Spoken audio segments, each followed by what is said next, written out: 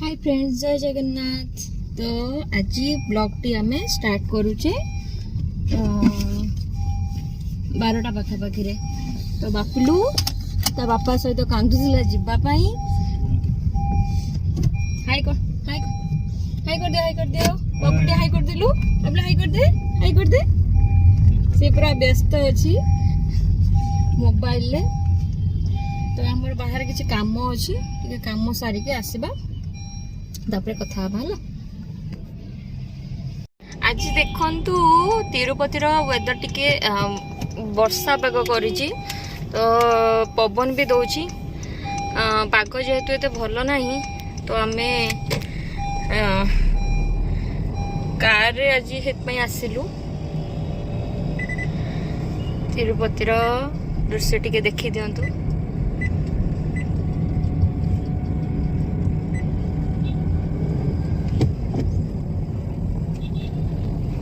आ तमे कौन कहबो?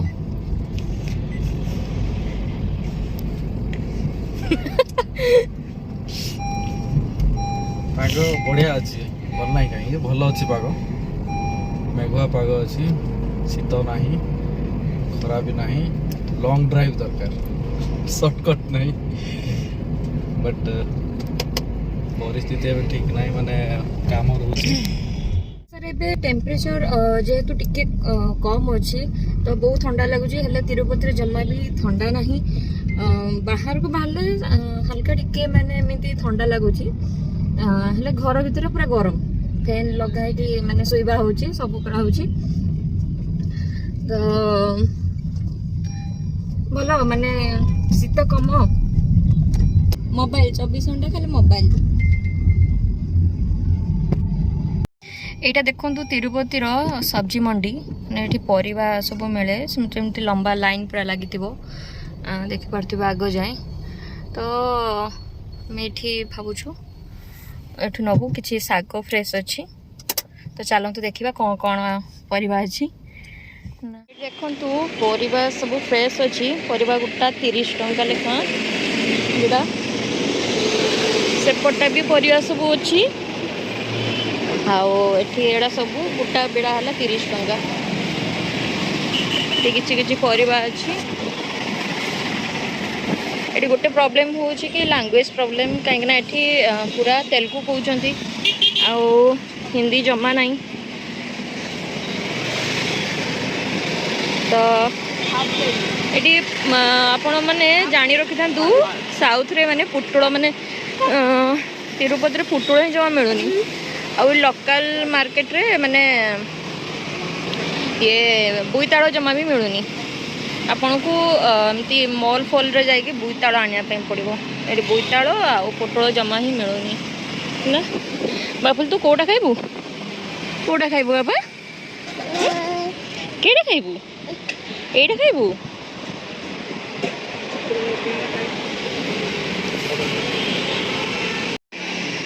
तो तिरुपतिर एमती किसी मार्केट माने प्रॉपर मार्केट को जाइनु। मार्केट रे जीवा बाटरे तो मार्केट रे बहुत विराट बड़ तिरुपति रे। तो एमती किसी दृश्य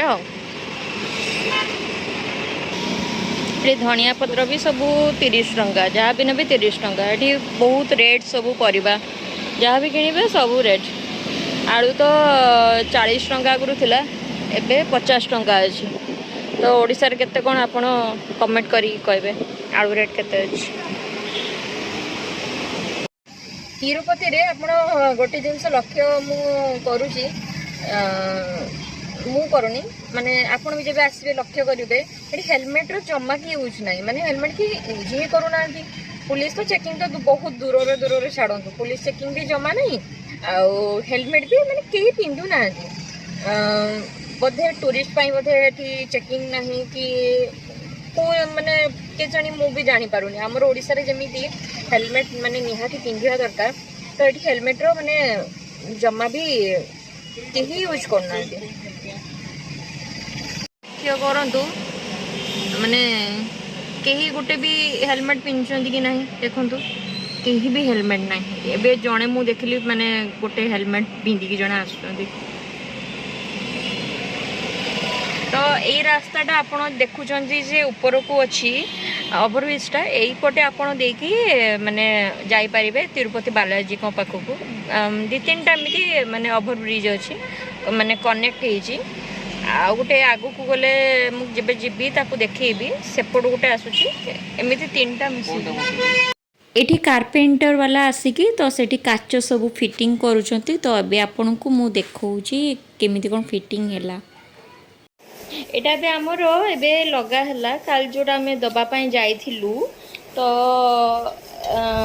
एटा से जतोळ देथिला हमको सफा आनिथिले से ग्लास पके के दे नथिले तो हमको प्रॉब्लम होउथला और गैस ना ग्लास पके नथिलु तापर हमें पळीथिलु ओडिसा सेठु आसिकी टिके सब देह खराब हलारु तो आम आसिकी पुणी ए ग्लास पकाउछु तो भल लगुच नहीं कि प्लीज कमेंट टिके करेंगे तो देखिए मु कहूली आंकु कि एटा प्लेन पकड़ा लगे तो सी कहले कि एटा टिके फुल टिके डिजाइन थो पकेबा ये हमर भात तैयारी छी तो डाली जेहेतु मु करी कालिकार किसी बड़ी तो सेटा हम खाईदेबू यहाँ भजाटा एठी साग काटिके रखी तो चलतु साग आम प्रिपेयर करवा एबे हमर साग प्रस्तुत हो तो लंच करनबा सांग माने आज आम गोटे स्वीट आइटम बनेबा तो सेथिपई आम नबा टोस्ट पॉकेट टोस्ट रो किछि व्यवहार होबो आउ अमूल फ्रेश क्रीम नबा आपण चाहिए घरे क्षीर जो मलई से भी यूज करें ना अमूल फ्रेश क्रीम यूज करें जेहेतु मो पाखे थिला तो मुझे को यूज कर तो सांग मैंने आम स्वीट आइटम तैयारी करने प्रथमे 500 ग्राम बॉयल कराई क्षीर को ए देदबा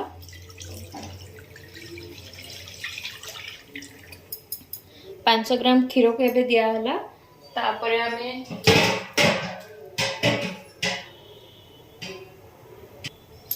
क्षीर को आम पूरा माने जमीती गाढ़ा करने आम क्षीर को टिके छाड़ीदबा मिनिमम तो 10-15 मिनट आम क्षीर को टिके थिकनेस हाँपाई आम क्षीर को छाड़ीदबा तो क्षीर ये आमर रेडी होची एथिरे आम चासनी रे भी टिके कलर पकई पारे आपण नहले आपण घरे केसर थिबो ताले केसर 10-12टा एमती पकई देबे जे एटा ऑप्शनल आपण चाहिए आपण केसर पकई पारे न न पकई पारे आपण एथिरे इलायची पाउडर किछि पकई पारे गोलमर्च पाउडर गोलमर्च को गुंडा करके सेथिरे आपण ऐड करि पारे टिके फ्लेवर पाई एठी हमें हाफ कप क्षीर नहीं जो थे आम नहीं 500 ग्राम क्षीर तो 500 ग्राम क्षीर रे किछि क्षीर आपण रखिदेवे हाफ कप खंडे कहीं से आम कॉर्नफ्लोर किछि मिसेबा 2.5 चम्मच खंडे कॉर्नफ्लोर मिसेबा जेहेतु बैटरटा टिके मोटा हाँपाई तो एमती एथरे आम कॉर्नफ्लोर 2.5 चम्मच देकी बैटरटा को मोटा हाँपाई से पकईदबा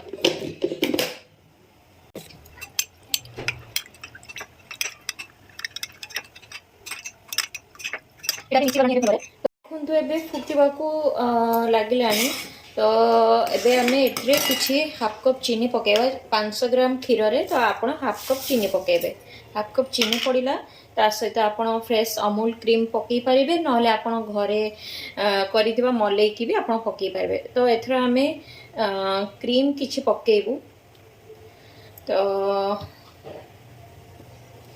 क्रीम को टिके आपने चलई दबू आउ जितेबाला भी आप कॉर्नफ्लोरटा पकेबे से टिके माने धीमा आंच करदेवे कहीं से माने हाई आंच देले से पूरा माने मेंढा मेंढा हो तो आपड़ जितेबाला भी करुँचे टिके माने हल्का आंच धीरे धीरे बसइबे सेमती हेले बैटरटा मोटा हम आउे पूरा माने मिक्स हो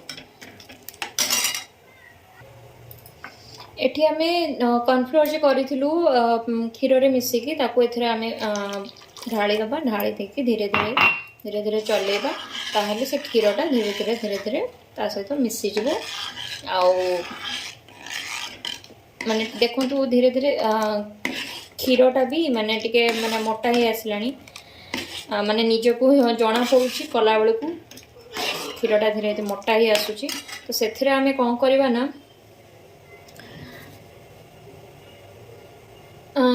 କିଛି ଗୁଜୁରାତି ଗୁଣ୍ଡ କରିକି ଏଥିରେ ମିଶେଇ ଦେବା।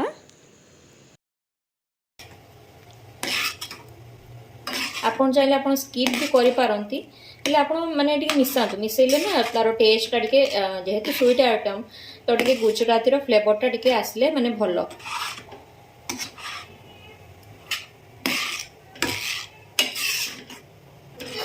କ୍ଷୀରଟା ଟିକେ ମାନେ ବସିବା ଯାଏଁ ଆମେ ତାକୁ ଛାଡ଼ିଦେବା 5-10 ମିନିଟ୍ ଯାଏଁ। ସାଙ୍ଗମାନେ, ତ ଆପଣଙ୍କ ଘରେ ଯଦି ଟୋଷ୍ଟ ନଥିବ, ଯଦି ମାର୍କେଟ ପାଖରେ ନଥିବ, ଟୋଷ୍ଟ ନଥିବ, ଯଦି ପାଖରେ ଘରେ କିଛି ବ୍ରେଡ୍ ଥିବ, ତାହେଲେ ଆପଣ ବ୍ରେଡ୍ରେ ବି ୟୁଜ୍ କରିପାରିବେ। ବ୍ରେଡ୍କୁ ଆପଣ 4 କୋଣ କାଟିଦେବେ।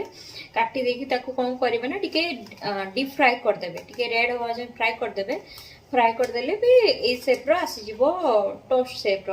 ତ ଆପଣ ବି ଅଲ୍ଟରନେଟ୍ ତାକୁ କରିପାରିବେ। ଯଦି ଆପଣଙ୍କ ପାଖରେ ଟୋଷ୍ଟ ଅଛି ଟୋଷ୍ଟରେ କରନ୍ତୁ, ଯଦି ନାହିଁ ତାହେଲେ ଆପଣ ବ୍ରେଡ୍କୁ ସ୍କିପ୍ କରିପାରିବେ।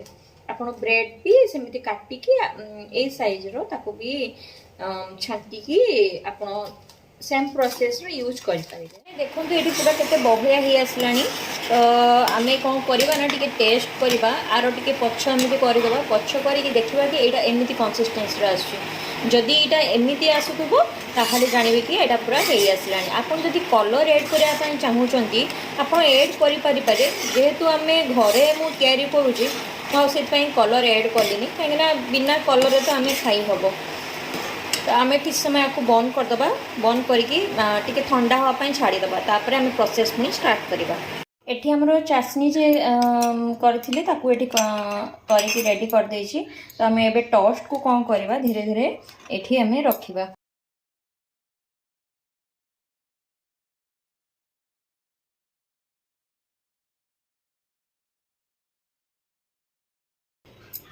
ଏଥିରେ ଆମେ ମାନେ ଉଷୁମ ହେଇଥିବା ସୁଗାର ସିରପକୁ ଦେବା, କାହିଁକି ନା ଯଦି ପୁରା ଥଣ୍ଡା ଆପଣ ଦେଉଛନ୍ତି ତାହେଲେ ସେ ସୁଗାର ସିରପ ସେଥିରେ ଭେଦିବନି, ଆଉ ତାପରେ ସେଟାକୁ ଭଲ ବି ଲାଗିବନି, କାହିଁକିନା ଚିନି ସିରପଟା ଟିକେ ହାଲକା ଉଷୁମ ରହିଲେ ଟିକେ ଭେଦିଯିବ।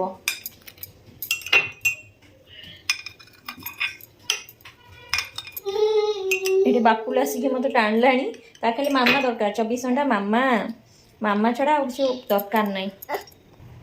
ଏଥିରେ ଆମେ କ୍ରିମ୍ ଯେଉଁ ହେଇଥିଲା ସେ କ୍ରିମ୍କୁ ଏଥିରେ ଆମେ ଧୀରେ ଧୀରେ ସମାନ ଭାବରେ ମିଶାଇ ଦେବା।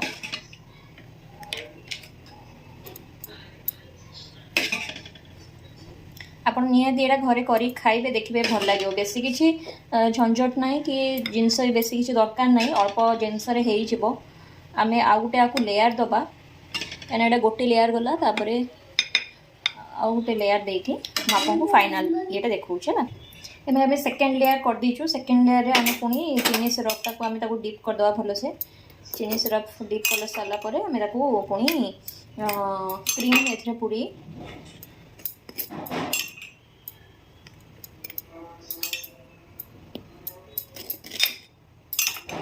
ଆପଣଙ୍କୁ ନିହାତି ଏଇଟା ଭଲ ଲାଗିବ ମୁଁ ଆଶା କରୁଛି, କାହିଁକିନା ଏଥିରେ ବେଶୀ କିଛି ବି ସେମିତି ପରିଶ୍ରମ ନାହିଁ।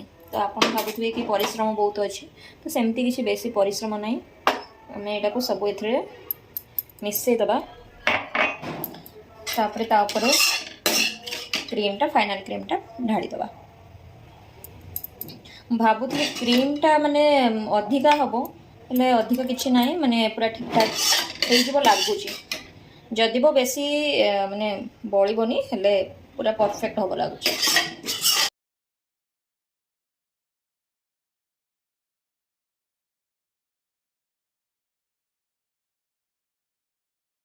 ଏବେ ଆମର ଦେଖନ୍ତୁ ପୁରା ମାନେ ଫାଇନାଲ୍ ପୁରା ରେଡ଼ି ହେଇଯାଇଛି। ଖାଲି ଏଥିରେ ଆମେ ଗାର୍ନିସିଂ କିଛି କରିବା। ଆପଣ ଚାହିଁଲେ ଏଟାକୁ ଗାର୍ନିସିଂ କରିପାରିବେ, ନହେଲେ ନ କରିପାରିବେ। ଏଥିରେ ଆମେ କିଛି ଆଲମଣ୍ଡ ଆଉ କିଛି ପିସ୍ତା ଏମିତି ପକେଇକି ଗାର୍ନିସିଂ କରିବେ। ରୋଜ୍ ପେଟାଲ ବି କିଛି ଆପଣ ପକେଇ ପାରିବେ, ମାନେ ସୁନ୍ଦର ଦେଖା ହେବା ପାଇଁ। ଆପଣ ଫ୍ରିଜ୍ରେ ମିନିମମ୍ 1.5 ଘଣ୍ଟାରୁ 2 ଘଣ୍ଟା ରଖିବେ, ପୁରା ସେଟ୍ ହେବା ପାଇଁ ରଖିବେ। ତାପରେ ଆପଣ ଆକୁ ଖାଇପାରିବେ।